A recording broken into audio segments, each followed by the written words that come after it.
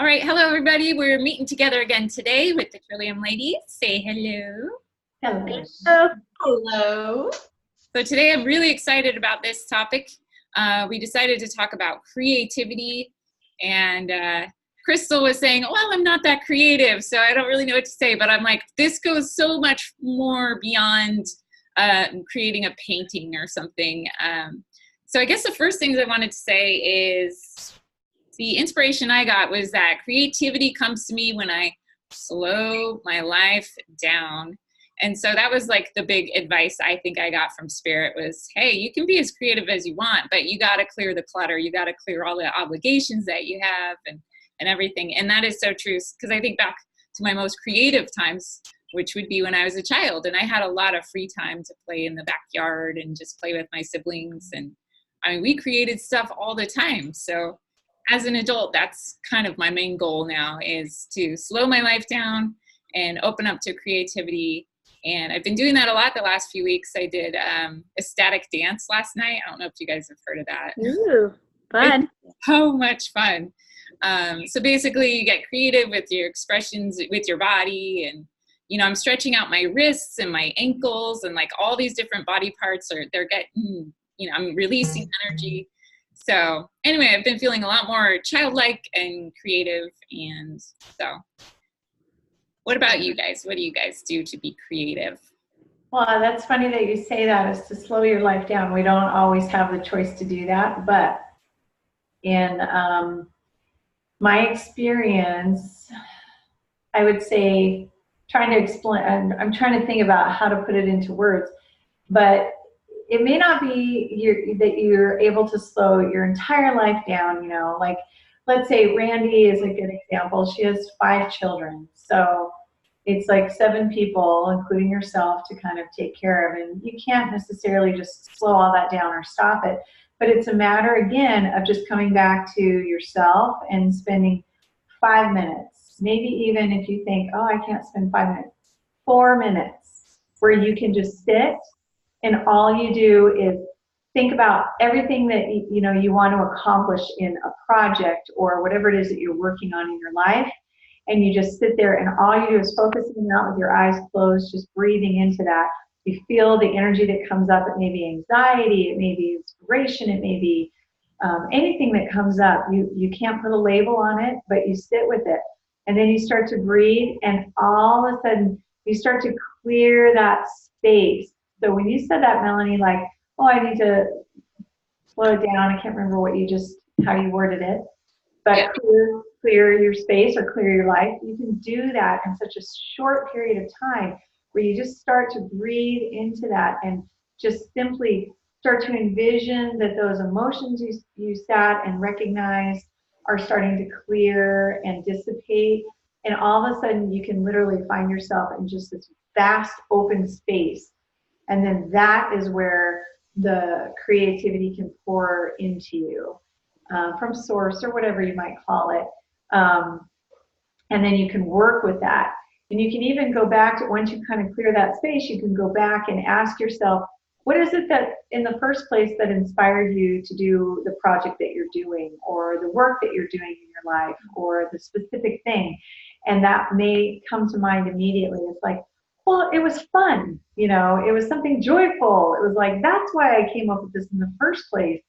And so that kind of creeps back in if you're feeling pressure to be creative or to get something done, or you have a deadline. So working with the emotions, clearing that space, and then asking that question, what is it that drew you to it in the first place? And then that kind of can settle back in with you, and then you can move forward from there. Love that. I love that you just kind of tie in what you each said is you really are inspiration. It's inspiration. You're bringing it in and through the breath, or through just creating space, even if it, like you mentioned, Krystal, even if it's just a few minutes. A lot of I love creating. This is one of my favorite topics because it makes me feel the most alive, and I feel like we're really on this earth to use our gifts and things that we are, you know, our capabilities. And when we find something that just feels right, like this is my thing, like we know it, we know when we connect. And so I tend to look at almost everything in a creative way, or what I see things on the side of the road and I'm like, oh, I could do this to that. Or, but it starts with that thought, and it may just be a thought bubble, or a mock-up, as some people call it, where you're literally in your mind, it's imagination, and you're imagining. And you know, how often kids, you know, a lot of times aren't given the space to just imagine and play creatively, because there's so many things, you know, crammed into their day, or a computer program or something is telling them. There's benefits and all that too, but just purely that magic that comes with being able to think and being in nature and all of that, it's sometimes missing with children and or people, adults. And so I love creating, because it reminds me of play and magic and forts, and you know, playing with creating little characters out of little sticks, or all of that. And I just, it's one of my favorite topics, and there's so many things to say that I'll defer at the moment, and then it'll go on to the next part of it. I know you have a lot to say. I know. I do. Any thoughts on creativity, Randi? Yeah, so, you know, when I think of creativity, to me, that's part of the process of creation. So anytime you're creating anything, you're being creative. So it doesn't, we think of creativity as artistic or this or that, and it doesn't really have to be any of those things. It's anything that you're creating. You know, Chris says, oh, I'm not creative, but yeah, she's creating these yoga classes. That is creativity as she puts those together. It's creativity as you're cooking. It's creativity as you're playing with kids. It's creativity as, you know, almost anything you do, even sometimes taking different directions to go somewhere, like, oh, I bet I could get here faster, and you create a new way, you know? And so I think we're constantly creating, and I think we create the best, at least for myself, I create the best when I have this passion and excitement and playfulness behind it. When I'm not serious. I think that maybe that's Krystal saying, is kind of letting go of that stress, letting go of those things that we typically, those old programs that come in and kind of block our creativity, so we can open up to that playful state. But if you can just be playful, you don't even really have to do that. You can just play in the moment of it and let it be whatever it's going to be. I do hair, and sometimes my favorite hair clients are just the ones that say, I don't really know what I want. Just do whatever you think, and I'll be happy, you know. And they just let me play and be creative, and I can create these cool haircuts and these different things because they're willing. And so you can see I'm creative with my own hair. I just start playing with it and chopping it and having fun, and when it's done, it's some sort of creation. Now sometimes we create and we think, oh, I don't really love that creation so much, but you know, other times we create and it's like, oh, this is fun. But that's how we learn, and that's how we play, and that's how we decide what we like and what we don't like, is being creative. When we cook and we're creative, we may create these things and dishes like, that was pretty good, but probably next time I'll use less turmeric, or whatever it is, you know. And we're just, it's just playful without having to be something. You can create with a plan in mind, or you can just create in the moment and let it be. So I think any of those are part of creativity. But I think that the biggest thing with creativity is to let go of the fear. And I think that's what kind of hinders our creativity process, is if we're afraid, oh, what if it's not good enough? And I see this especially with hair. Hairdressers that are afraid to do what they do, they never become good hairdressers, because their creations always end in something they're afraid of. Whereas if you're excited and joyful, and this goes the same for anything, and not afraid, then you just naturally, that keeps that energy flowing, and something beautiful always comes out in the end. So that for me is creativity. It's the playful funness of it. That's the part of creativity that I love. And it's important to look at all the barriers to creativity and to start to acknowledge that you do want to overcome those. And one way I've been doing that is like floating above myself and just kind of seeing my daily routines. And I'm like, dang, Melanie, you're like a hamster, you know, you're doing this every day, or you're checking social media, and then you're going back to talking to your daughter, and, you know, just all scattered. And so I'm like watching myself. I'm like, what are you doing? And so now I'm with that perspective, I'm bringing it down and I'm like, oh yeah, I'm slowing down. I'm taking a break. I'm allowing inspiration. And that's what's so cool. It's like, and it doesn't always hit you at that moment, but if you like set the intention to be more creative, or you're like, I know I need to work on this room and you need to create it a certain way. I expect the inspiration to hit me. And it's like a synchronicity. It just sort of hits you and you're like, whoa, there it is. Yeah. And you mentioned, Melanie, well, just briefly before we were recording, creativity, the chakra that corresponds with creativity is the sacral chakra. So it's the second chakra, and it's vibrant orange, and it's where the womb is. It's where we create, it's where we birth. We birth through this chakra. And if you can just open that up, and then also, for me, it's kind of a combination of that, but also allowing inspiration to come in, and they meet there in the middle, and then anything becomes creative. Like Randi was saying, everything and anything becomes creative. And you know, I was doing a therapy report the other day, and I looked up at my French door into my room, and I was like, I'm kind of tired of that cherry color. What should I do? And then all of a sudden, I'm in the garage and I'm painting metallic colors and white chalk paint, and I shabby chic to my door, and I did it in my work day, you know, throughout a couple of days, and there was no really forethought to it. I have a lot of artistic stuff around the house, but I just had a thought and I saw it and I could see it so clearly, and I'm like, that's what I want. And almost always with my creative process, I don't plan, because I'm such a planner in the world with what I have to do, that I love to have no script, no plan, and I trust the process so much that it's almost always the same process where I get going, and then almost every time I get to the point where I go, oh dang, I totally messed it up. I screwed that up beyond, and then I sit for a moment, and then the next step comes, and then it becomes better. And it's that, because I know that, I trust that within myself. I don't worry about it. Sometimes I'll leave it for a couple days and go, oh God, I don't know how I'm going to come out of that one. And that's part of the fun, is going, oh, what about that? And then there's the next answer, and then it's even better. And yeah. and that's something that I've worked on for many years. So it's but it's playful, but it's that when I get to that point where I'm about ready to think I screwed it all up completely beyond repair, and you are. Oh, I just love hearing that from you, because I always think you're like the super creative one. So I thought, well, okay, now it's about intention. It's about meditation. Like, I need to design this whole project in my mind first. But you're saying that's not necessarily the case. It's like this unfolding and adapting. So that's good.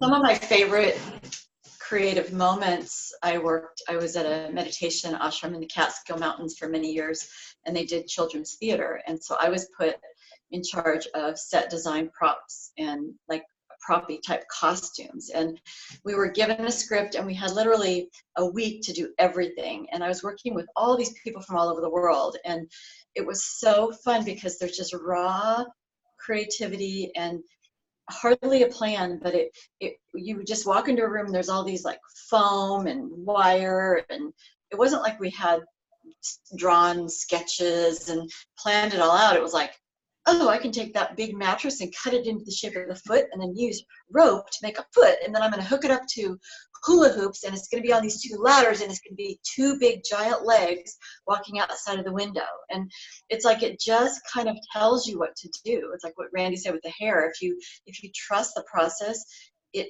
tells you in the moment what to do, and then it goes to a place where you wouldn't even dream. You're not doing it yourself. It's divinely inspired. It's inspiration, and that's my favorite thing to do. And so maybe we focus on that outcome. We're like, okay, what would it be like to have this amazing, successful outcome? And that's what we can bring into our meditations and really focus. And then however we get there, let the universe inspire me along the way. Or not. Or you just play in the moment and not even have a plan. So I think there can be both ways, because everybody creates differently. Some people like a plan, a step-by-step, a guide that they're following, and that's a certain personality type that creates that way.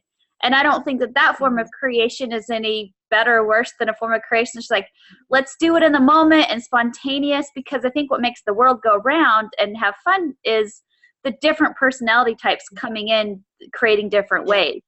And I think sometimes you need that person that's more process oriented, that has the end in mind, that has the steps for certain things. And then for other parts of it, like in the moment, you need those people who just like, oh, I have an idea, and it just comes right in that moment, and there was no plan for it or anything, and they just kind of throw it in there. I mean, you hear actors talk about that, where they go off script and just say what they think, and it ends up so funny they leave it in the movie, you know? And so sometimes going off script and just doing what you feel like in the moment can make things just as fantastic as having an idea towards the end. So I think all of those are okay. Everything works. It's just a matter of the energy behind it. It's keeping it not stressful, not stagnant. And I think that's where you end up blocking your creativity. Again, are things with like fear, or, oh, is this the right way or the wrong way? When you second guess yourself instead of just playing in the moment of the energy, whether or not you're following a program or just being in the moment. It's all great. It's all different ways of being creative. That all ties back to the chakras, and the second chakra, and the element of that chakra is water, which goes back to flow.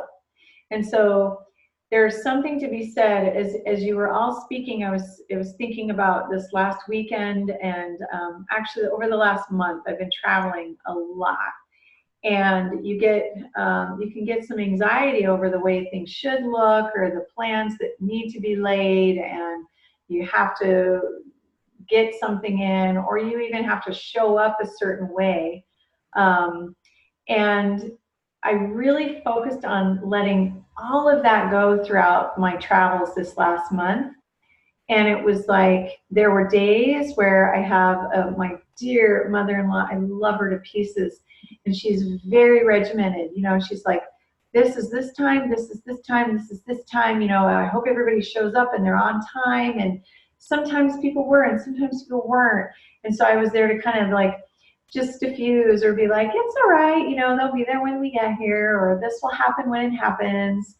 And bringing that energy into it and bringing that flow into the process threw in a ton of creativity into the plans. And then there were so many days where I have the complete opposite in, you know, my husband and brother-in-law, where they're like, I think they grew up with all of that rigidity, and they're like, we don't know what we're going to do. We don't want to make a plan for it. You know, we're just going to flow with it. And so you see the opposite end of the spectrum. But all of it comes together perfectly, because you sit down in that seat of the groundedness and the earthiness of your first chakra, you get that groundedness, and then you allow yourself to move into the flow of that second chakra, right? And to let things just formulate and happen. It's like the theme that comes up in every video. It's recognizing our programs. So your husband was programmed a certain way, and I'm sure that serves him in many ways, but in other ways it makes it hard to be creative and flow. So again, it's about recognizing our programs. Does this work for me? Maybe not. Or does it even exist? Like seeing it in the first place. Mm-hmm. But yeah, I love those like last minute, like creative sparks. Just the other night, my daughter and my niece were over at my house, and we were just sitting around kind of bored. And all of a sudden I was like, let's just make a fire. So we got some, and it's the middle of summers, but we've got candles. And then I love how crystals and rocks look next to the candles. So we set up this little thing of candles and rocks, and it was really beautiful. And then we sat like pillows on the floor and made a little table, and we're like, let's have a tea party. So we had this really cool, like impromptu tea party. And we sat around and just talked about life by these beautiful crystals in the fire. And I was like, this is so cool. I mean, there's so many other things I thought I was going to do that night. And we just went with it. So that's when the best stuff happens. Oh, great. Yeah. Playful and fun. Yeah. Playful. It's natural too. It's part of nature. And that's why I started with the, like, we got to slow down, because we're not going to recognize these gifts and these amazing opportunities around us if we're too busy. And most of us are just constantly too busy. So, well, and I think that's kind of part of the program to stifle creativity is to have everybody so following a program all the time, do this, that literally your entire day is lined out to where you don't ever just get to decide, what am I going to do today? Or what's, and you end up stifling your creativity because of these programs we run. And so I think that's where it's like being even more playful in the program is something to play with, because, it's like when I used to, my little son always reminds me of this, Carson. He was talking about how when he was a kid, I would always, I'd have mom sit there, I'd have to vacuum, I'd have to do all these things. And he always wanted to play. So I would always figure out ways to turn the vacuum into part of our game that we're playing. And one time I had to change the vent and the filter in the air conditioning unit. So I made it our base camp, and we'd go down there and do it. And if I needed to rest, like, hey, I need to recharge my batteries now. I would take a nap.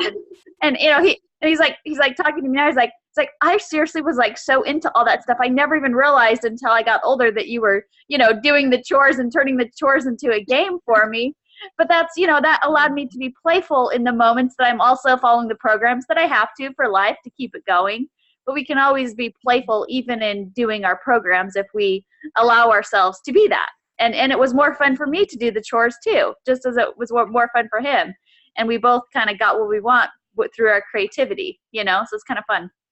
That's awesome. Yeah, I love it when you lose track of time because you're just really in the zone creating. And back in the day, people used to like sit and watch a Shakespeare play, maybe like 6 hours, and they were totally engaged. And it kind of reminds me when you get going on like your clairvoyant stuff, Randi, it's like I could sit and listen to you for hours. And that's what's like being in the zone in this creative space does. It gives you like this really beautiful, incredible, like stimulating kind of entertainment. It's cool. I kind of wanted to go back. Christina, we were talking about sexuality and like what happens when you block up certain chakras. And I'm still a little confused about how like the sacral chakra relates to creativity, and how like if you're not getting laid, like that feeling, like how do you take that energy and turn it into something beautiful? Sorry to switch gears. Well, but I think, I mean, I know from personal experience early on in my marriage is I married somebody who was on a yogic path, and I think sometimes teachings can be interpreted through, it's not incorrect lens, but it's interpreted through a lens of who you are in that moment. And there's the sacred sexual energy, it's potent and powerful. It creates worlds, it creates. And I think sometimes in that particular path we were on, they were told to channel the seminal fluid upwards for meditation experiences, which sure, that's fine and great and probably valid. But this is where I think a lot of people can go out of balance. This is why we have so many pedophile priests and people that are suppressing and damning and vilifying this natural energy. It's the energy of life.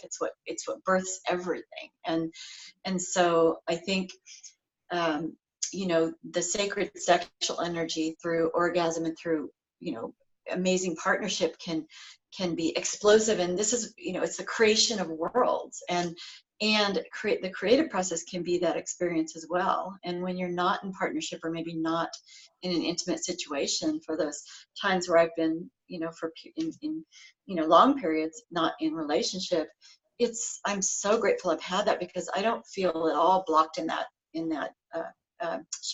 chakra, but I could have been for sure. And if I would have been, then that's when I think you start developing illness and ovary issues and menstrual cycle issues, and because the body will mirror where the energy is stifled or blocked. So I think it's just something to explore, and no judgment with anything. I think Randi kind of touched on this, but I think people stop or block their creativity because you literally are, it's a piece of yourself being put out into the world in whatever it is. It's, in this necklace or whatever. And you're saying, here I am.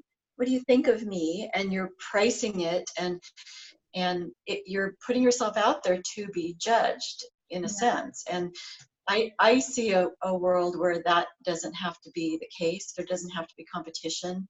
There can be just expression and admiration and appreciation for a unique expression coming from another soul, which is ultimately ourselves. But that still does exist in this 3D reality. And so learning to practice in that way of saying, this is me, what do you think, without feeling so attacked or judged, is a really important part of the process. So playing with pricing, or just even, I remember going out as a creative person who wasn't formally trained as an artist, but that's the big expression of who I am. And I've always been able to make things and create mixed media things. And so I went into a store where this beautiful friend of mine, or he wasn't a friend at the time, but he saw my stuff and he just said, in that moment, I could have been blocked and stifled and would have probably never expressed creatively in a professional way, or in a way where I'm putting myself out there. But his spirit said, oh my God, that's beautiful. Those are beautiful. Let's put them in my store. And it was like, really? Yeah, they're fabulous. And it opened me up in such a way to being, and then I just started creating because it was accepted. But I wasn't yet confident within myself. I needed that outer validation at the time. But it's just an interesting thing to explore, how we can sometimes shut that down for fear of being judged, or it seems like being not good enough. Seems like others are teaching us either they love it and that teaches us and helps us, or they hate it and that teaches us and helps us. It's like, I don't need that. And it goes back to those original programs of releasing that need, any program, it could be anything, but releasing a lot of that judgment program, whether it's going to be good enough or not, or being loved, releasing that program, the need to be loved. So that comes with it too. And I think too, in that energy, talking about the sexual side of it, when there's so many different types of sex and how it can be experienced, but I find it's always the best for me when I allow kind of that primal energy to be part of it without judgment, with just like letting it fully express, because it is part of who we are. Where if we start saying, oh, is this bad, or is this good, or if you start questioning it, you block that flow. But when you just allow that sensual, primal, beautiful energy of creation that's just very much in the moment to express, because you feel sensual, you feel seductive, you feel all of these emotions, and allow them to be, it's like the best sexual experiences you have. I think a lot of people don't have great sex and great sexual experiences because they're judging themselves, because, oh, I'm kind of fat. Is he going to like me? And they start judging themselves, or am I doing good? And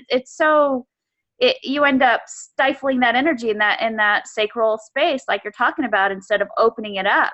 And it's when we all know when you open that energy, it's when it's the best experience and creates the best orgasms. And I know a lot of women I'm shocked how many women say they can't orgasm. And I do think that there might be part of that is that blocked energy because of that fear of judgment of others, which is always a judgment of self, right? We wouldn't have that fear unless we were judging ourselves with that same energy. And so I think with that creative process, if you can let go of all of that and just fully be in the moment, feeling every feeling and expressing it every way, then that's going to change your sexual experience, not only for you, but for your partner as well. And I talk about this because I think this is something that actually a lot of women could benefit from, letting go of the need for it to be any way and just let it be and just be in the energy of it and then let that flow. And that's what allows the orgasms to be fantastic. Not when you're thinking about it, or am I going to get there?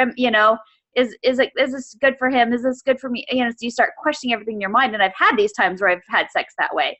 And it's such a different experience than when I just allow myself fully that primal knowing sensual energy to express, and it just flows so smoothly and so miraculously. It creates incredible creation. And I do think that opens those chakras of creation that help us in all aspects of life, not just in that moment, but in everything.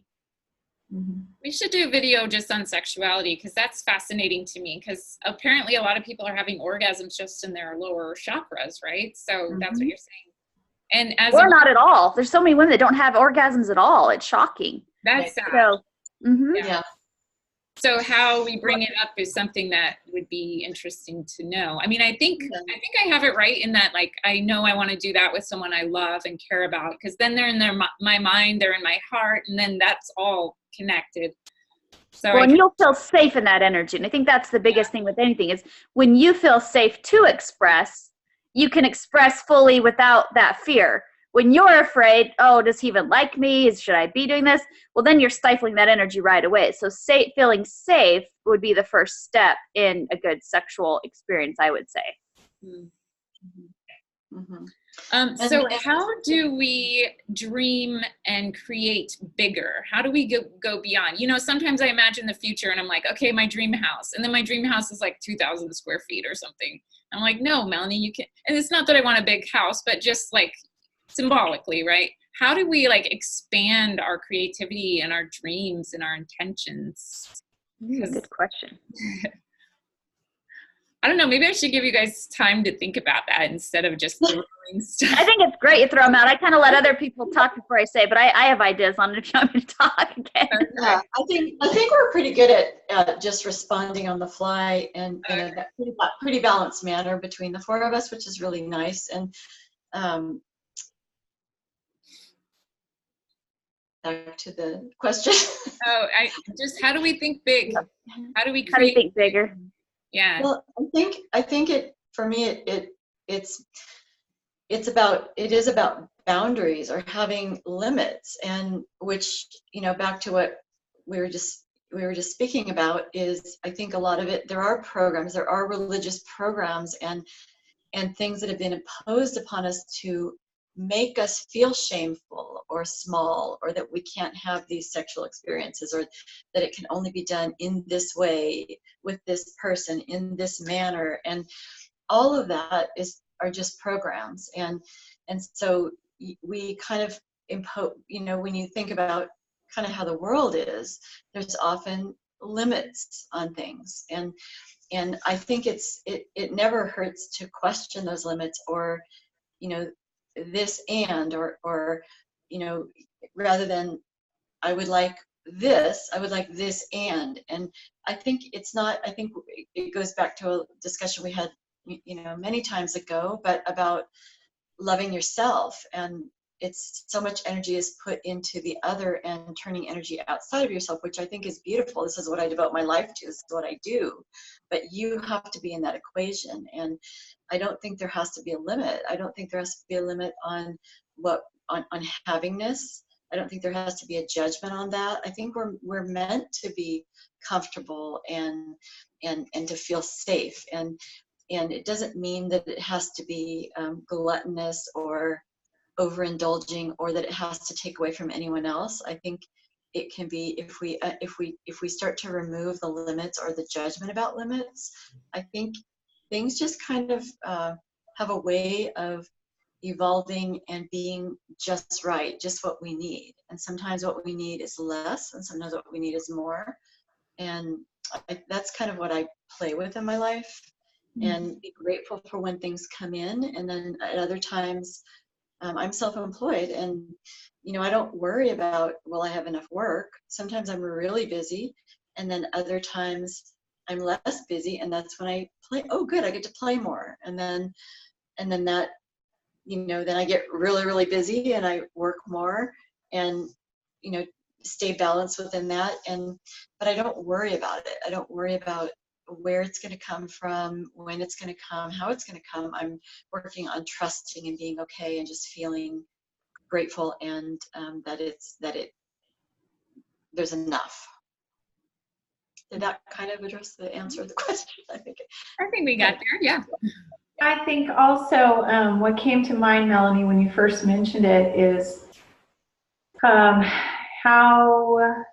we manifest by the creativity that we have. So if we go back to our programs and the way things should be, or whatever it might show up like, right? If we live our lives that way, creativity, in my mind, creativity is stifled. And we certainly are not living at our full potential, from what I've experienced, and I think, you know, what I study and what we see. And if I actually sit back and I look at my life and I look at everything that I have in my life currently at this moment, I'm at an age where, you know, some significant time has passed, and I think, wow, I literally had said back when I was a teenager, back when I was in my 20s, that this is what I want.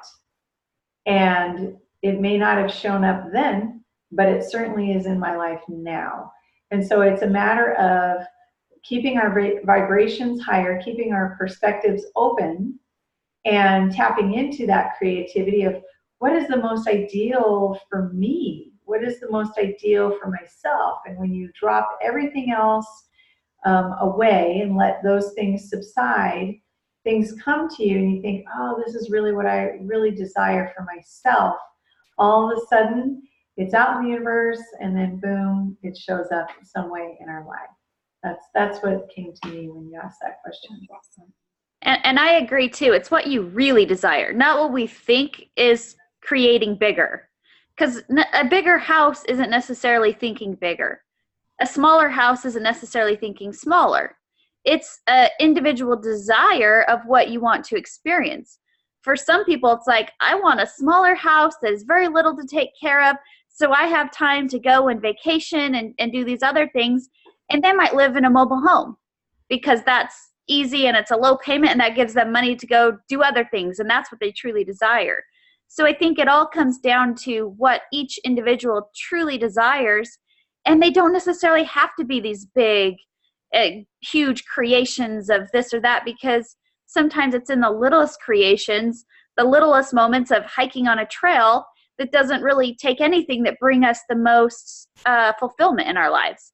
So I think it's about, you know, fulfilling those true desires and not following programs of what the world tells us is success, or what, you know, we believe is, oh, this is what success looks like, so this is what I want. Because in the end, those things won't fulfill you. The things that will really fulfill you are the things that you truly desire. For me, I'm happiest and I feel most fulfilled with like little things. And it's like, yeah, I have a nice house. I have these things and I appreciate them. I'm so grateful to have those. But those are just, for me, kind of the day-to-day needs. But my real desires is, okay, I want more time to go play and more time to go out in nature and more time for these type of things, that I can get stuck in other creations that I think, oh, these are what I'm supposed to have. They can actually stifle me from my fulfillment and my joy if I'm focused on those things, rather than not being stuck in, I need these new clothes, or I need this to be fulfilled, or I need that, or, you know, we think the bigger we think, the better. But sometimes it's just the smaller we think, and just saying, what does my heart truly desire? And if you focus on that, you'll always be fulfilled, because there is no program around that. It's very much an individual thing. What someone might be homeless or camping, and that might fulfill them more than someone with a multi-million-dollar mansion, because they have freedom, where the other person is trapped in their payment of their house or whatever. That's interesting. Yeah, so there's a lot of barriers to creativity. We talked about, you know, being too busy. For me, a lot of my false beliefs, well, and there's truth to it, was that money kept me from being creative. And it's true. I mean, you do need to have some basic things dialed in. You need to have some elements of your life balanced. And if you're homeless and you like that, then you're balanced. Okay, that works. But I definitely had to overcome that money scarcity mindset, because that was holding me back. Because I just, for the longest time, I had this belief that the more I worked, then that would bring in more money. And that's when I was an entrepreneur. And that's when I was really broke, and that's when I had no time. And that was one of the least creative. Well, I was creative in the business. It came out through that. But all the other barriers kind of kept it from proliferating how it could have. So really, how do we overcome these creative barriers? Well, sometimes I know, for example, I had these two leather gray love seat and sofa set when, early on when I was first married. And and then I kind of outgrew the light gray thing, and I was done with the light gray thing, and they were perfectly fine. And so I had so much fun discovering there's a product that you can literally paint leather, and it's a stain paint. It's inexpensive, and so I turned one into a brown a love seat, and the other one I painted it cream, black, and burgundy to match a chair that I had, and moved it into another room. And I love doing that. I love finding discarded things, because it makes me happy to recycle and repurpose and reuse things and turn them into other things. I took an old violin and a broken lamp and mosaicked the whole thing and built some wire hands and made a sculpture. And I think that's fun. So these are things that maybe someone's trash, but you can move. I've moved things around within the house and just repurposed them and turned them into other things many times. So you're not, it's kind of really fun, and it's creative, it's fun, but it's just, it doesn't have to be super costly. I'm just literally repurposing or reworking something. And I think there's often things you can do that within your house. A fun story about that. My daughter, she just bought her first car, and she had $3,000 cash saved. Well, for the car, she has maybe $3,500. But anyhow, her only thing is she didn't want a champagne colored car. I can't tell you how many times she didn't want she said, I just don't want a champagne colored car. Guess what she found the best deal of? Of course. Champagne colored car. Everything she thought she didn't want. And the paint was just it didn't look great. It looked like it was kind of an old junker car, but it was in her price range. It was a Honda Accord, and it ran well. So my husband kind of talked her into buying it and said, we can paint it. And so she bought, she wasn't super excited about it. But then it kind of got the creative juices flowing as she thought, well, maybe we can paint this. And so she and my husband found the perfect paint, the perfect paint color for it. And my brother used to work in a car shop, so he helped them paint it. And they've been doing this project together, and it has been so fun for my husband to do this with my daughter, for my brother to help out. And so it became this super fun, creative process that they got to work on together and have so much joy doing. So, sometimes even when we manifest exactly what we don't want, really it's everything we do want. It just gave us a new platform to experience from. So I love, Krystal, I go back to this, what Krystal said to me one time. It's like, I swear it's the new key to my whole life. And she said, when I met her, she's like, I just sit in there in the moment and I say, I have everything I need right now. And in that energy, it's like, it doesn't matter what it is, you're at peace with it, and it can transform into the most exciting, wonderful creation. And it shows up, and it evolves, and that's that's the joy of it. It's not like you're failing because, I bought exactly the car and color I didn't want. It's like, this is exactly what I don't want. Now I get to be creative and turn it into exactly what I do want. And as it transforms, it's just such a fun process. So we can do that with all of our creations. Anything you have, if you think you don't want it, just think, what are the potentials with it?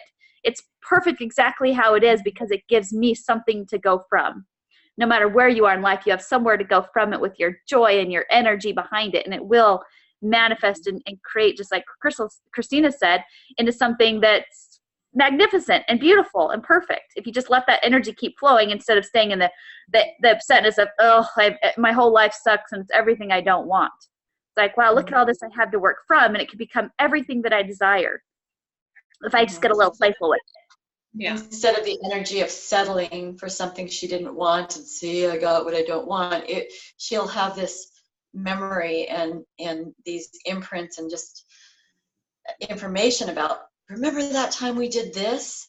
And it's another thing she's done. She has it's that process of doing it. And the car has so much more meaning to her that way. It's not just a car that you just buy and drive. It's like, it literally is a creation that she and my husband and my brother-in-law, or her uncle, my brother, got to do together, and it was such a joyful, fun experience for everybody. That's the fun of creation, is the energy in the moment of doing it. That's what we're here to do, is just play and create and manifest and change it and do it again. And we're here to play and create and have fun with it, no matter what it is. Yeah. And again, and the guys were able to help because they were present, because they made space in their lives, and it was something that that's awesome. And they're so happy to do it, and it's been fulfilling to them too. I have to know what color the car is. I have to know what she painted it, what color. Oh, she painted it like a metallic blue color. Nice. And my brother's still in the process. My brother's like totally like shining it all up for her, and I mean it's looking really. It's still in the process right now. So she did before and after pictures, and it's quite miraculous, and it's really turned into a super cute car. So I'm excited for her and the fun they had doing it. I know you look at like puzzles and model kits and stuff. I mean, really, you could call that work, but people do that for the joy of creating. And so for her to get to manifest the car she didn't want actually created such a great project. Yeah, and problem. I mean, my brother, he's like, oh, I didn't even. He's a funny kid. He talks like this, like, oh, I didn't even sleep last night. I was so excited to paint this today.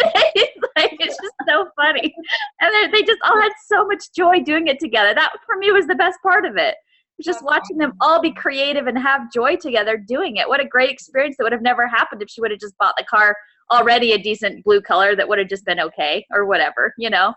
Life would go on as usual. So okay, so go ahead. I was going to say the combination, my favorite thing in the whole world is the combination of the energy of creativity and the creative process, but doing it as a service or to include others in that. So not just making something for myself. That's my favorite thing to do. And that's where I've had felt the most alive, the most joy is when I was doing that process, but it was for a children's play or for acrylic pouring on my friend's garden mushrooms or whatever. It's doing it, it's that combination of energy. It's so powerful and beautiful because you're coming from you're integrating all the chakras. You're having inspiration come in, you're having the creativity come in from below, and you're opening your heart chakra, and you're pouring it out through your hands, which is where it comes from, that place. And that's another thing, is it's pulled up to where it usually we're creating through our hands, usually, because you're either writing or making something or doing something. So it is coming up to that center, which we've talked about, the importance of the heart chakra. And so that is just my favorite thing in the whole world. Well, I think that's really important too, Christina, that we haven't really mentioned is we talk about, oh, it's the second chakra, right? Well, all of the energy channels need to be open in order for any of those aspects to be able to be expressed. So we do talk specifically about, our second chakra, but if your, sacral or your grounding chakra isn't open, or the heart space or the throat or the head, the forehead or anything is finding any of that energy that's being restricted, then it doesn't open up, for that creativity or for any of the other ones to be expressed. So I'm glad that you did that. Well, and I think that the more you have your chakras open, the more it becomes into that creation. Every part of you becomes that creation. And there's so much beauty as that happens, because it's, if you're singing, it might manifest from the throat chakra more, but it's also, a song is the most beautiful, and you feel their heart and their energy as they're singing it, and they're, and so it's like you feel all of those so much more powerfully, I think, such a more powerful creation when it is moving through all the chakras, not just you can cook food and it's food, but when you're seriously cooking with love, there's something magical about that food. When you're singing from your heart, there's something way more magical about that. And it's like, and so I totally agree that the more, and sexual again, when you're manifesting through all your chakras, that's when you bring it, you channel the energy all the way up and down and through your body and back to the person again. And it's such a more powerful, lasting thing. So totally, 100%, that's so important. Now, I think as human beings, we're not living up to our creative potential, like, at all. And as we see this world kind of collectively going through this massive change and cycle here, we're going into a new golden age. How do we help ourselves? I guess that's what we talked about. How do we help the collective get online with their creativity? Because I personally don't want to repeat the way government has been going. I don't want to repeat the way we've been dealing with food and vaccines and all the things in our world. Like, we got to recreate and start new and create a new future. How do we collectively stare into this void and have the strength to go in and create the world of our dreams? Have these conversations. That's one place to start. We can only start within. You know, it's like it'll spread as we give ourselves permission, I think, to operate from our creative, joyful space. We give others that same permission, and they see that energy of it, and it becomes something they want to check into and experience for themselves.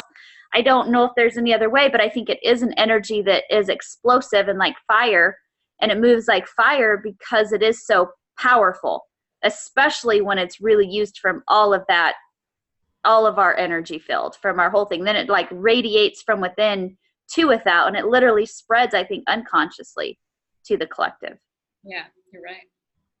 And there's energy in, whatever the creation is, like the food or the song or the play or the art piece. There's energy, creative energy in that, and no matter what it is, you're putting it out there into the world, whether it's being admired by other people or it brings someone to tears, whatever that is. It's just that expression is so important, and I think it's just important to do whatever you can to honor that process within yourself, and to allow yourself to however that it can express, to allow it to express and prioritize it. Like, it's important. It's really, really important, because it's what makes, personally, what makes me feel alive. And when I feel alive, then I'm better when I'm reaching out to patients, when I'm responding to a phone call, when I'm with my animals. I'm better because I'm not exhausted and tired and run down and stressed and yelling at my bird. I mean, I'm better because I'm excited and awake and alive and vibrant with energy. And the creative energy for me is what has allowed me to find the most joy in life. Awesome. And I think like a song, how many times you've listened to like a song that really touched you, and literally it transforms your energy just by hearing that song, or a movie that really moved you and taught you something, or a documentary someone made about something they were passionate about that maybe you never really considered. Or so it's like following our own individual passions and really creating with them something, I think does have an effect on the world. So whatever it is you're passionate about, and don't close yourself off because people will disagree, so be you, and you, the true authentic you, again, is what that is. And that's where that true creation comes from. It's like who you are, and in that energy, other people will respond to it. It will spread, even if it's rejected at first. You see, a lot of things that, used to be that everybody vaccinated, we didn't even question it. And then one person starts telling the truth, like, oh, really? I didn't ever consider that maybe they were dangerous. And now there's a whole movement, tons of docuseries, everything else exposing it to where, it's trying to be shut down, but it can't be stopped. The truth is coming out and nothing's able to stop it. So just continue in that energy, and don't let anything stifle your truth, which is also a creation of you, a manifestation of you is that truth. All right. Okay, well, let's go ahead and pick our last word and give some comments, and then we'll wrap it up. So when I was thinking about words, I don't even know if this word came up, but it's coming up now, and it relates to everything. And the word for me is brave. I feel like that's what it takes to be authentic, and that's what it takes to express yourself how you genuinely want to. And that's what, you got to overcome fear and be brave and look into that void of unknown. And that comes with knowing knowing that you're breaking your patterns and you're bravely going where no man has gone before. So we need to get a little more comfortable with that and be brave. So how about Krystal, and then Christina, and then Randi? So my word is heart. I was thinking about just right when you mentioned it, oh, what would my word be? And I thought space, and I think, you know what? No, I think it comes back to what's truly in your heart. And if you can get yourself to let go of all the programs and let go of all the judgments and let go of everything else, have the courage, like you say, be brave, you can literally listen to your heart, then boom, your creativity is going to explode. Yeah. My word is curiosity, and I think it goes back to the eyes of a small child and seeing things in a different way, and maybe just opening yourself up to something. Maybe you've always wanted to try something or learn a language or learn something, and you never thought that you could. I'm too old, I'm too this, I'm too that, I'm too busy. Just be curious. Maybe do one online video or take one class, there's lots of community education classes. There's lots of even ways that you can observe artists at work, or you can take a songwriting class or a poetry class, whatever comes from within you that has intrigued you. They even have classes where sip and paint classes where people say, oh, I'm not creative, I can't paint. And you literally sit with a group of people and drink wine or whatever, and they say, paint this canvas blue, and you paint the canvas blue, and then they say, paint these green lines, and they walk you through it step by step, and so you know what to do. But every single person's creation is different because it's their energy image.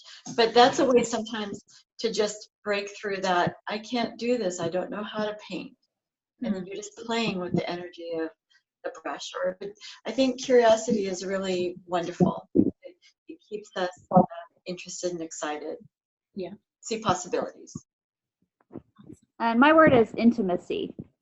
And not just like sexual intimacy, but just really being intimate with self. And just, the naked truth of who you are. And learning and exploring that expression of self to really discover self, and it'll show up in your creative expressions when you're not afraid of what you see and who you are, when you get on that truly deep down intimate level of self of who you are. And I think that kind of goes back to yours, Melanie, with, the brave. It's like being brave enough to be that true self of who you are, and intimate with self enough to look at self and love that self exactly how he is or exactly how she is, and be that. And I think when you are that, it's like it creates such a powerful energy that it literally is creation in its rawest form. Awesome. We're here to change the world, so let's all tap into our creativity and make it happen. All right, we'll see you guys. Bye-bye. Bye-bye. Bye. Bye-bye.